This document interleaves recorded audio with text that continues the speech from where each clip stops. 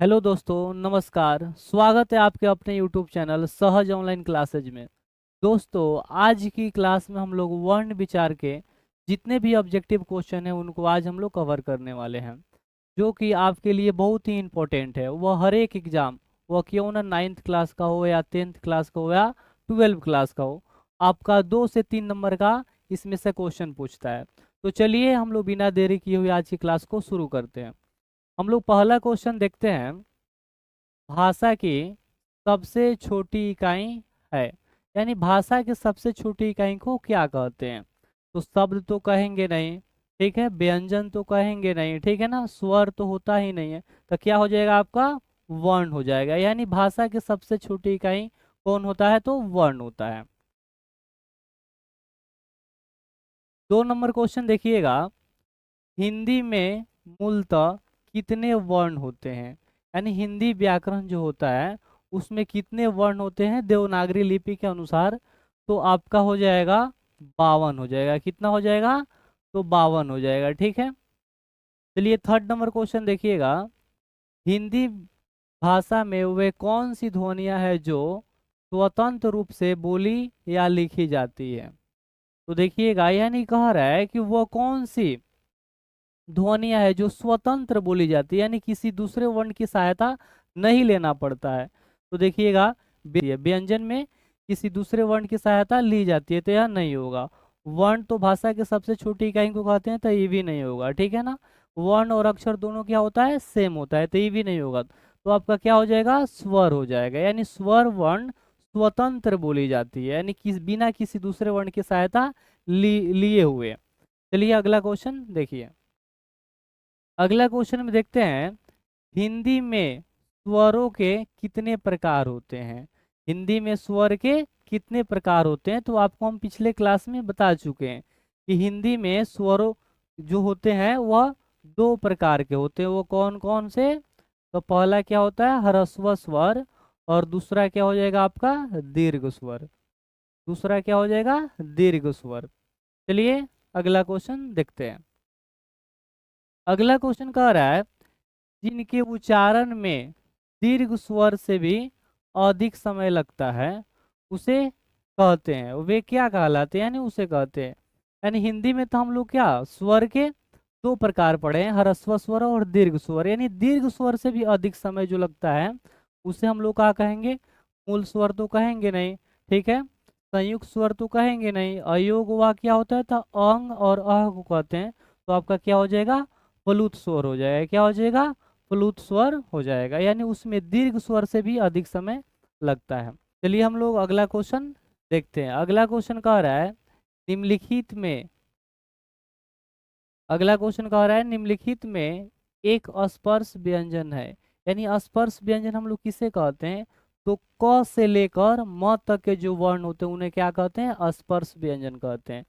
चलिए देखिएगा, इसमें क्या कह रहा है? निम्नलिखित में स्पर्श व्यंजन है। तो ये यर लव में क्या होता है? ये नहीं होगा, ठीक है।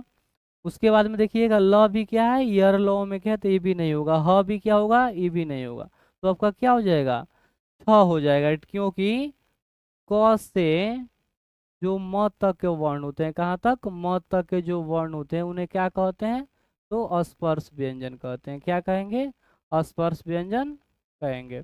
यानी क से लेकर म तक के जितने भी वर्ण आपको दिखेंगे क्वेश्चन में, तो उन्हें क्या कहिएगा? स्पर्श व्यंजन कहिएगा। अगला क्वेश्चन देखिए। अगला क्वेश्चन में कह रहा है, निम्नलिखित में से कौन स्वर नहीं है? तो आप सभी को मतलब पिछले क्लासों में हम बता चुके हैं। पिछले जो भी 2 क्लास हुए हैं, पहला क्वेश्चन क्या था? वर्ण विचार से जितने भी परिभाषा था उस सबको हम लोग सीखे थे। उसके बाद में जो दूसरा क्लास था हम लोग का उच्चारण स्थान का, उसमें हम आपको बताए हैं ट्रिक के माध्यम से उच्चारण स्थान का, ठीक है। तो उसमें हम बताए थे आप लोगों को कि स्वर का मतलब सिर्फ अ आ से रखिएगा। किससे? अ आ से। कि क्या क्वेश्चन कह रहा है? नहीं है। एग्जाम में जब भी आप पेपर देने बैठे तो एक बार नहीं 2 बार क्वेश्चन को पढ़िए, क्योंकि कभी कभी जो नहीं होता है मिस्टेक हो जाता है। चलिए देखिएगा, यहाँ पर कह रहा है निम्नलिखित में से कौन स्वर नहीं है? तो अ है, ई होता है। क्या होता है? फिर उसके बाद में ह्रस्व ई भी होता है। उसके बाद में देखिएगा ए होता है। तो यहाँ पर क्या है, ईय। तो ईय क्या होता है, नहीं है। तो हमारा जो क्वेश्चन कह रहा है निम्नलिखित में से कौन स्वर नहीं है, तो इस क्वेश्चन का आंसर क्या हो जाएगा, तो ऑप्शन डी हो जाएगा। क्योंकि अ आ क्या होता है, स्वर होता है, तो अ भी हो जाएगा, उ भी हो जाएगा, ए भी हो जाएगा, कौन नहीं होगा, ईय। तो क्वेश्चन के अनुसार हम लोग का आंसर क्या हो जाएगा, तो डी हो जाएगा। अगला क्वेश्चन देखिए। अगला क्वेश्चन कह रहा है वे ध्वनियाँ जो स्वरों की सहायता के बिना उच्चारित नहीं हो सकती, वह क्या कहलाती है। यानी बिना जो स्वर के सहायता से जो उच्चारण जिसका नहीं हो सकता है, उसे क्या कहेंगे। यानी देखिए क्वेश्चन क्या कह रहा है, तो स्वर तो क्या बोलते हैं, इसमें तो किसी और का स्वर में क्या होता है, तो किसी दूसरे वर्ण की सहायता नहीं लेने पड़ता है। और क्वेश्चन क्या कह रहा है, वे ध्वनियाँ जो स्वर की सहायता के बिना उच्चारित नहीं हो सकती, वह क्या कहलाएंगे। शब्द तो होगा नहीं आपका, ठीक है, संयुक्ताक्षर तो होगा नहीं, तो आपका आंसर क्या हो जाएगा, व्यंजन। क्योंकि देखिएगा इसमें हम लोग मानते हैं क लिखते हैं, क हमारा क्या होता है, व्यंजन वर्ण होता है। अगर हम क बोलेंगे तो इसमें क्या आ जाएगा, आधा क प्लस पूरा अ मिलाकर क्या बनता है, क बनता है। यानी इसमें क्या हो रहा है, स्वर की सहायता ली जा रही है। तो वही क्वेश्चन क्या कर रहा है, वही वे ध्वनियाँ जो स्वरों की सहायता के बिना उच्चारित नहीं हो सकती, वह क्या कहलाती है। ठीक है, तो आपका क्या हो जाएगा आंसर, व्यंजन हो जाएगा। अगला क्वेश्चन देखिएगा। अगला क्वेश्चन कह रहा है अंतस्थ व्यंजन है। ए में क्या है, सिलाबे स, दंत स, उसके बाद में क्या है, ह। ठीक है, ऑप्शन ए में देखिएगा स और ह, ई तो होगा नहीं आपका, छ त्र ज्ञ ई भी नहीं होगा। ठीक है, उसके बाद में देखिएगा क्या, अंग अ ई भी नहीं होगा आपका। ठीक है, यानी अंतस्थ व्यंजन किसे कहते हैं, तो य र ल और व को क्या कहेंगे, अंतस्थ व्यंजन कहेंगे। तो जो आपका ऑप्शन क्या हो जाएगा, डी हो जाएगा। य र व, य र ल व हमारा क्या होता है, अंतस्थ व्यंजन होता है। अगला क्वेश्चन देखिए। अगला क्वेश्चन कह रहे हैं यहाँ पर संयुक्त को छोड़कर हिंदी में मूल वर्णों की संख्या है। देखिएगा कुल कितने वर्ण होते हैं, तो 52 वर्ण होते हैं। कितने वर्ण होते हैं, कुल 52 वर्ण होते हैं। ठीक है, और संयुक्त वर्णों की संख्या कितना होता है, तो 4 होता है। तो हम लोग क्या करेंगे, 52 में से 4 को घटा देंगे, तो हमारा कितना बच जाएगा, 48। तो कितना हो जाएगा, संयुक्त को छोड़कर हिंदी में मूल वर्णों की संख्या कितना हो जाएगा, 48। यानी ऑप्शन सी हमारा करेक्ट आंसर हो जाएगा। अगला क्वेश्चन देखिए। अगला क्वेश्चन कह रहा है मूर्धन्य ध्वनियाँ कौन सी है। ठीक है, तो इसमें हम आपको बताए थे पिछले क्लासों में, क्या बोल, पिछले क्लासों में हम आपको बताए थे कि जो मूर्धन्य होता है, जो मूर्धन्य होता है वो कौन ध्वनि होता है, तो मूर्धन्य ध्वनि होता है। तो इसमें देखिएगा, इसमें देखिएगा ये चछ तो आपका होगा नहीं। ठीक है, उसके बाद में तथ तो होगा नहीं, क्योंकि दंत के सहायता से बोला जाता है। पफ तो होगा नहीं, ओठ के सहायता से बोला जाता है। जो मूर्धन्य होता है वह मूर्धन्य सा होता है, और उसके साथ में क्या हो जाएगा आपका, ट ठ ड और ढ। ये कौन ध्वनि होता है, तो मूर्धन्य ध्वनि होता है। ठीक है, कौन ध्वनि हो जाएगा, मूर्धन्य ध्वनि हो जाएगा। ठीक है, चलिए जो चछ ज होता है वो तालु से होता है, क्या चीज से, तालु। इसका उच्चारण स्थान क्या होता है, तालु होता है। अगला क्वेश्चन देखिए। अगला क्वेश्चन कह रहे हैं यहाँ पर प्लावे स, मूर्धन्य स और दंत स और ह व्यंजन है, ये कौन से व्यंजन होते हैं। ठीक है, तो आपका यह तो होगा नहीं, उत्क्षिप्त तो होगा नहीं। ठीक है, उसके बाद में अस्पर्श तो होगा नहीं, उसके बाद में देखिए संयुक्त तो होगा नहीं, तो आपका क्या हो जाएगा, उष्म हो जाएगा। क्या हो जाएगा, उष्म हो जाएगा। क्योंकि इसका जब भी हम लोग उच्चारण करते हैं तो हम लोग के मुख से जो होता है उष्मा निकलता है, इसी कारण इसको क्या कहते हैं, उष्म व्यंजन कहते हैं। अगला क्वेश्चन कह रहा है हिंदी में व्यंजन वर्णों की संख्या है।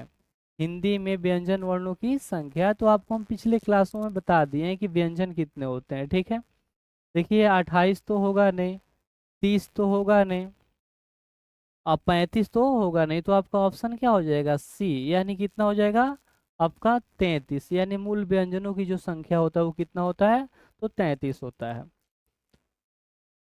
अगला क्वेश्चन कह रहा है हिंदी वर्णमाला में अंग और अ क्या है।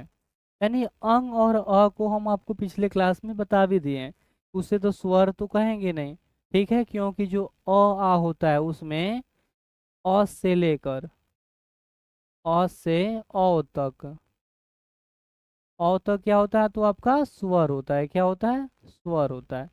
अंग और जो अ होता है तो व्यंजन तो होगा नहीं, तो आपका क्या हो जाएगा, अयोग हुआ, यानी अयोग हुआ किन्हें कहेंगे, तो अंग और अह को कहेंगे, ठीक है।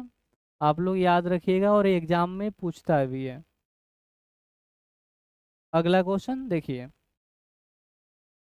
अगला क्वेश्चन कह रहा है कंठ्य ध्वनिया यानी व्यंजन कौन सी है निम्नलिखित में, यानी कौन सी निम्नलिखित में जो ध्वनियां हैं वह कंठ के सहायता से बोली जाती है। तो आपका जो चछ जो होता है वह तो तालु से बोली जाती है, क्योंकि हम आपको बता चुके हैं पिछले क्लास में, जो टठड़ होता है वो मूर्धन्य होता है, ठीक है, वो मूर्धा के सहायता से बोली जाती है। जो पफ ब होता है आपका ओष्ठ की सहायता से बोली जाती है। तो बच गया क्या, तो आपका क ख ग, तो आपका आंसर क्या हो जाएगा, ऑप्शन सी हो जाएगा, यानी क ख ग घ, उसका उच्चारण स्थान क्या हो जाएगा, तो कंठ्य हो जाएगा। अगला क्वेश्चन देखिएगा, अगला क्वेश्चन कह रहे हैं यहाँ पे तलावे स ध्वनि का उच्चारण स्थान है। तो देखिए आपका मूर्धन्य होगा नहीं, दंत होगा नहीं, ओष्ठ्य होगा नहीं, तो क्या हो जाएगा, तालव्य हो जाएगा, क्या हो जाएगा, तालव्य, क्योंकि यहाँ पर कौन सा है, तो तलाव्य सा है, तो इसका उच्चारण स्थान क्या हो जाएगा, तालव्य हो जाएगा। अगला क्वेश्चन देखिएगा, जिन व्यंजनों के उच्चारण में दोनों ओष्ठों द्वारा श्वास का अवरोध होता है वे कहलाते हैं, यानी ओष्ठ का बात हो रहा है, ठीक है। यहाँ पर क्या हो जाएगा, मूर्धन्य तो होगा नहीं, तालव्य होगा नहीं, कंठ्य होगा नहीं, तो आपका क्या हो जाएगा, ओष्ठ्य हो जाएगा। कौन व्यंजन आंसर हो जाएगा, ओष्ठ्य व्यंजन हो जाएगा। अगला क्वेश्चन है